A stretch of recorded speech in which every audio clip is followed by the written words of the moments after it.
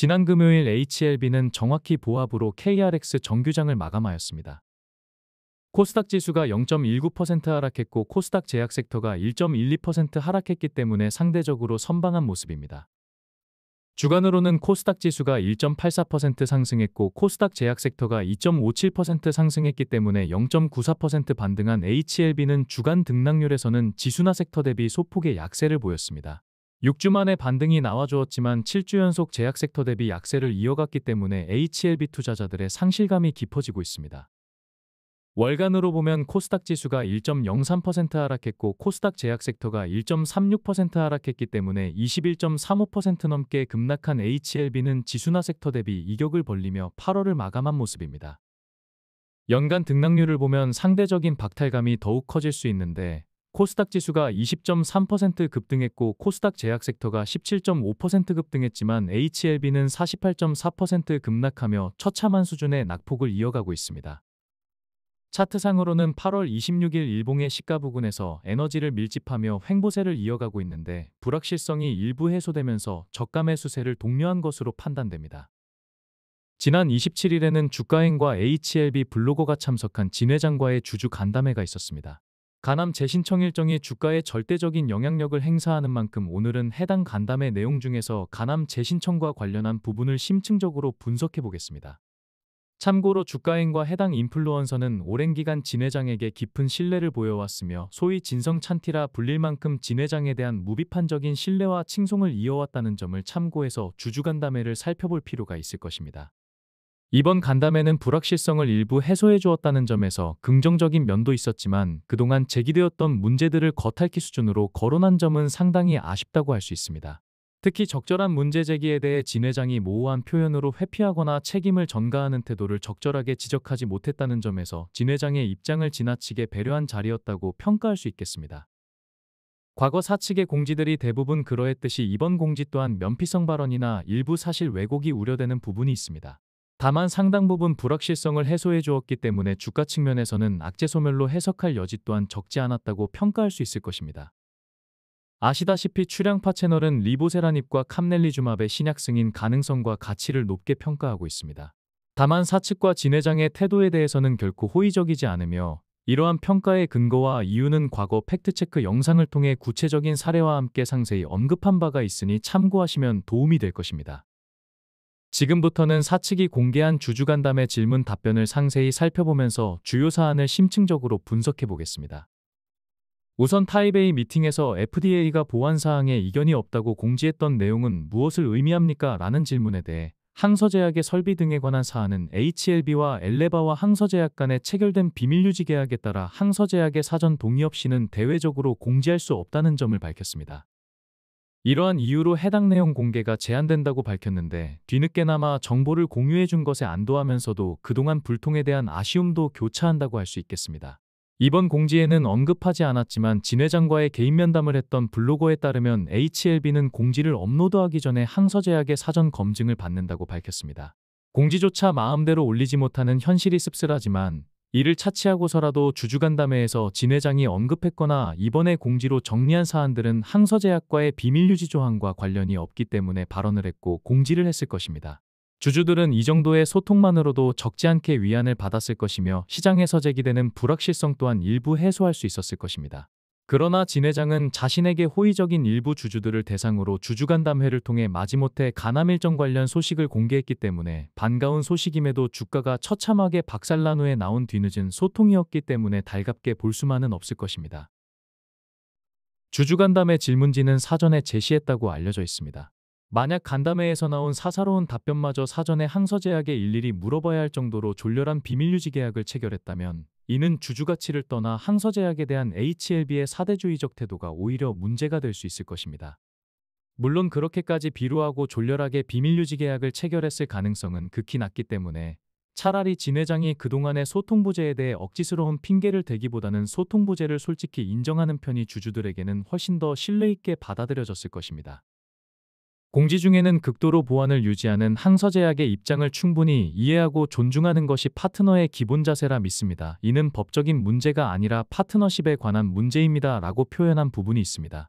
만약 진 회장이 해당 문구 중에서 항서제약 부분을 주주로 바꿔서 읽어본다면 스스로의 태도를 성찰하고 주주 신뢰의 본질을 재인식하는 계기가 될 것입니다. 주가 급락으로 극도로 예민해진 주주들의 입장을 충분히 이해하고 존중하는 것이 주식회사의 기본 자세라 믿습니다. 이는 제도적인 문제가 아니라 신뢰에 관한 문제입니다. 항서제약이 타입A 미팅에서 나온 지적사항에 대해 플랜 A와 플랜 B를 준비하게 된 사연을 언급한 부분과 함께 FDA가 타입A 미팅에서 추가 제출을 요청한 자료가 무엇인지에 대한 질의응답 부분은 장전 코멘트에서 정리해드린 내용을 직접 읽어보시는 것이 상황을 이해하는 데 좀 더 도움이 되고 설명 또한 상세하기 때문에 이 부분에 대한 추가 언급은 생략하겠습니다. 추가 데이터 확보에는 어느 정도 기간이 소요되는지에 대한 질문에는 3개월 데이터는 9월까지이며 6개월 데이터는 12월까지 확보된다고 밝혔습니다. 공지에 상세히 언급되지는 않았지만 장전 코멘트에서 정리해드렸듯이 FDA가 원하는 수준이 3개월인지 6개월인지 특정할 수 없기 때문에 항서제약 입장에서는 데이터를 최대한 확보하는 선택을 할 수밖에 없었다고 밝혔습니다. 또한 일정과 관련하여 항서제약과 협의 없이 구체적으로 언급하기는 곤란하지만 대략적인 타임라인은 올해를 넘기지 않는 것으로 알고 있다라고 강조하였으며 예상보다 빠르게 진행될 가능성도 덧붙였습니다. 이는 일정 지연을 스스로 인정한 것이기에 악재로 볼 수도 있겠지만 이미 주가의 상당 부분 반영된 악재라는 점에서 악재 소멸과 불확실성 해소로 인식될 여지 또한 있을 것입니다.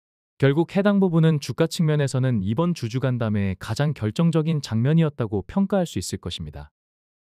FDA 제출 자료와 CMC 이슈에 대해 일각에서 제기한 루머는 사실이 아니라는 것을 밝히기도 하였습니다. 재신청 이후 여전히 클래스 1을 예상하냐는 질문은 현 시점에서는 다소 불필요해 보였는데 진 회장은 예측보다는 확실한 허가에 무게를 두고 있다라며 원론적인 답변을 하였습니다. 다만 주주간담회 전문을 보면 그동안의 예측이 대부분 틀렸다는 것을 언급하기도 하였으며 예측을 잘못함으로써 주주들한테 실망과 피해가 가기 때문에 시기를 특정하지 말자는 의견에 일정 부분 수긍한다고 밝히기도 하였습니다. 진 회장은 과거 5월 신청과 7월 허가를 자신하며 과도하게 장밋빛 전망을 제시했는데 현재는 확실한 허가에 방점을 두며 보수적인 입장으로 선회한 모습입니다. 과거의 오판을 인정하고 현실을 직시하겠다는 의지로 평가할 수 있으나 공지에 공개하지 않은 주주간담회 전문을 살펴보면 동일 사안에 대한 상반된 입장 표명을 하면서도 사실을 있는 그대로 나열했을 뿐이며 뚜렷한 성찰 없이 대체로 핑계로 일관한 부분은 상당히 아쉽다고 할 수 있습니다. 항서제약의 가남신약 허가 의지에 대한 질문에는 항서제약이 연매출 1조 원 이상의 블록버스터 신약으로 자리매김한 상황에서 주사제 생산 공장이 FDA로부터 2번이나 CRL을 받았다는 부분이 항서제약에게 존립과 관련한 중대한 사안이라는 것을 강조하였습니다. 결국 항서제약 또한 가남신약 허가에 사활을 걸고 있다는 것인데 실제 주주간담회에서는 공지에 표현한 것보다 강하게 어필하였으며 충분히 공감할 수 있는 부분이라고 할 수 있겠습니다. 유럽 EMA 승인 신청 시기를 묻는 질문에 대해서는 진 회장은 당초 자신해왔던 7월에서 9월로 수정한 신청 계획조차 현실적으로 어렵다는 점을 인정했습니다. 당초 보여왔던 자신감과 달리 EMA 신청 일정이 전혀 예측 불가능한 상태임을 뒤늦게 시인한 셈입니다. 지금이라도 실체를 명확하게 밝힌 것은 그나마 다행이지만 FDA나 EMA의 진행사항이 진 회장의 예측과는 상당히 거리가 있다는 점에서 씁쓸함을 지우기는 어려울 것입니다. 리라푸그라티닙이 리보세라닙의 대체카드라는 우려가 나온다는 질문에는 간암을 성공하지 않았는데 무슨 담관암이냐 라고 질문할 게 아니라 간암 이후도 잘 준비하고 있구나 라고 생각하는 게 올바른 접근법이라고 주장하였습니다. 이 부분에서는 상당히 불쾌할 정도로 진 회장의 오만한 태도가 느껴졌는데 이러한 문제 제기가 나온 자체가 사측과 진 회장의 무성의한 대응이 단초가 되었기 때문입니다. 그동안 출양파 채널도 적지 않게 문제 제기했을 만큼 주가가 급락하는 상황에서도 간암 신약에 대해서는 별다른 소통 의지를 확인할 수 없었으며 간혹 나오는 공지조차 간암 신약은 단신으로 짧게 처리하였으며 리라푸그라티닙은 상당한 비중을 할애하며 강조해왔기 때문입니다. 현재 상황은 간암 신약에 대한 불신이 가득하며 간암 재신청에 대한 불확실성 해소 외에는 백약이 무효한 상황이라고 할 수 있습니다. 이러한 부분이 주가에 반영되고 있기 때문에 대응과 소통의 초점은 당연히 간암 신약이 되어야 마땅할 것입니다. 그럼에도 주주들의 고통에 아랑곳 없이 정당한 문제 제기에 대해 태연하게 불편한 기색을 드러낸 것은 주식회사 오너의 자질과는 상당히 거리가 있는 행동이라고 평가할 수 있을 것입니다. 물론 리라푸그라티닙에 대한 가치와 노력을 폄훼하려는 것이 아닙니다. 잠시 후에 다시 언급하겠지만 2025년 들어 코스피가 20.3% 급등했고 코스닥 제약 섹터는 17.5% 급등한 상태입니다. HLB는 상승은 고사하고 48.4%나 급락했기 때문에 주주들의 박탈감이 임계치에 이른 상황인데, 회사의 오너가 성찰하기보다는 책임 회피나 핑곗거리를 찾고 있다는 점에서 주주 입장에서 결코 달가울 리는 없을 것입니다. 정세호 대표의 사직과 관련해서는 일부 유튜버의 주장이 허위라고 강조하였습니다. 참고로 해당 유튜버는 과거 HLB가 급락하기 직전 최고점에서도 수백만 원까지 상승할 것이라고 매수를 독려했으며, 주가가 급반등하기 직전 최저점에서는 이제 가망이 없다고 주장한 전례가 많았다는 것을 참고하시면 도움이 될 것입니다. 38회차 전환사채 풋옵션과 유동성 우려에 관해서는 또다시 유동성에 문제가 없다는 것을 강조하였습니다. 그동안 진 회장은 유동성에 문제가 없다고 밝혀왔지만 얼마 후에 긴급한 자금 부족을 메우기 위해 전환사채를 발행하며 비판을 받았습니다.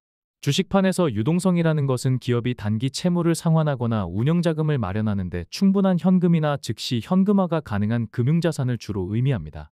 진 회장이 전환사채나 주식담보대출이나 부동산 매각까지 유동성과 연관지어 판단한다면 유동성에 대한 인식을 다시 점검할 필요가 있을 것입니다.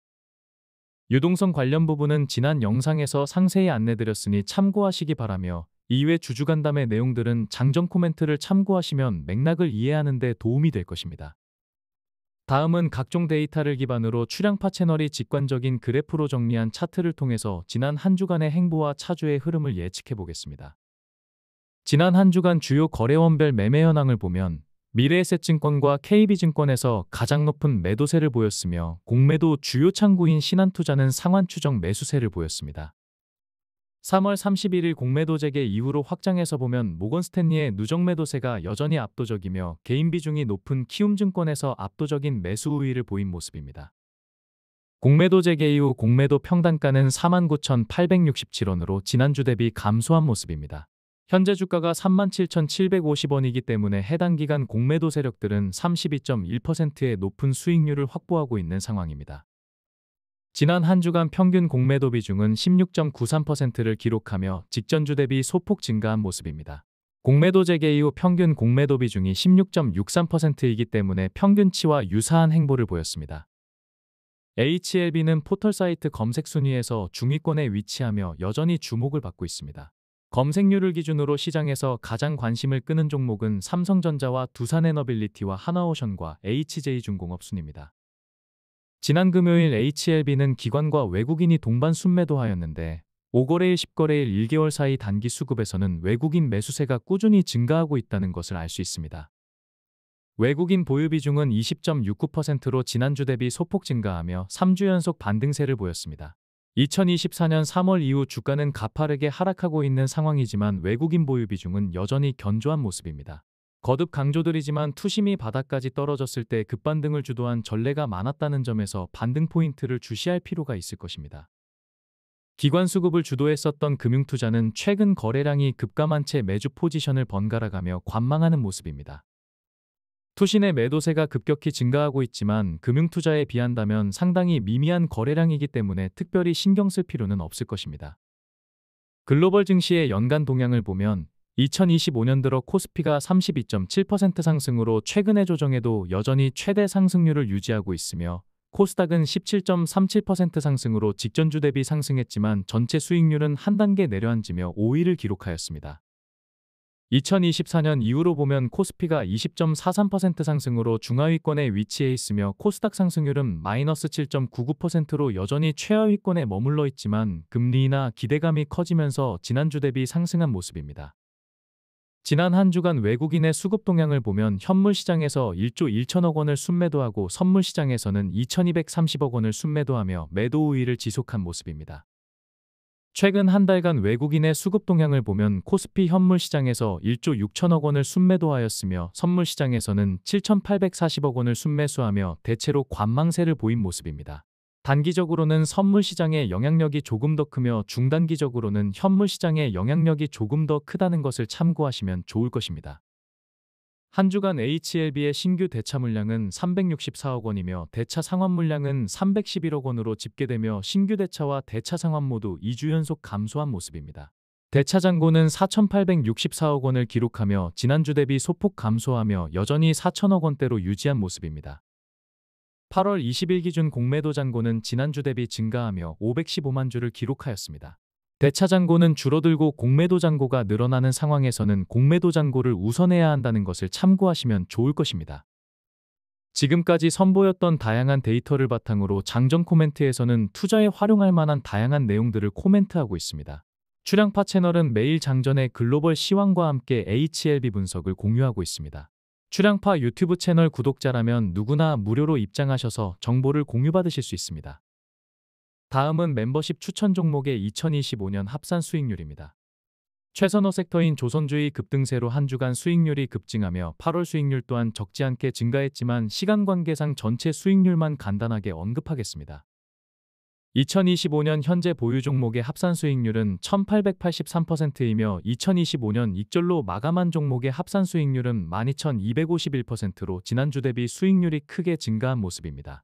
현재 보유 종목과 익절 마감 종목의 합산 수익률은 14,135%로 역시나 지난주 대비 급등하며 역대급 투자 성과를 이어가고 있습니다. 2025년 손실 마감 종목의 합산 손실률은 2,621%입니다. 절대 수익률은 물론이고 진입 비중을 고려하더라도 연간 수익률이 손실률을 압도하는 상황이라고 할 수 있습니다. 수익률이 비현실적으로 너무 높기 때문에 감이 안 오실 수 있겠지만 지수의 향방을 선제적으로 예측해서 주도주를 제시했기 때문에 가능한 추천 성과라고 평가할 수 있을 것입니다. 선진 증시와 다르게 주식 분석가의 수익률 검증 시스템이 미비한 우리 증시에서는 대다수의 주식 분석가들이 추천 후 예후가 좋지 못한 것은 뒤로 숨겨 함구하며 예후가 좋은 추천 사례만 과시하는 경우가 다반사입니다. 출향파 채널이 주기적으로 확인해보고 있지만 추천 종목의 매매일지를 투명하게 공개하여 검증받는 경우는 아직까지 출향파 채널 외에는 찾지 못했습니다. 혹시라도 이러한 분석가가 있다면 댓글로 알려주시기 바랍니다.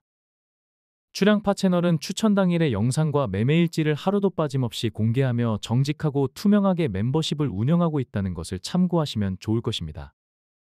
멤버십에 참여하셔서 제시한 대로만 잘 따라주신다면 지금 보셨던 수익률은 여러분의 투자 성과가 될 수 있을 것입니다.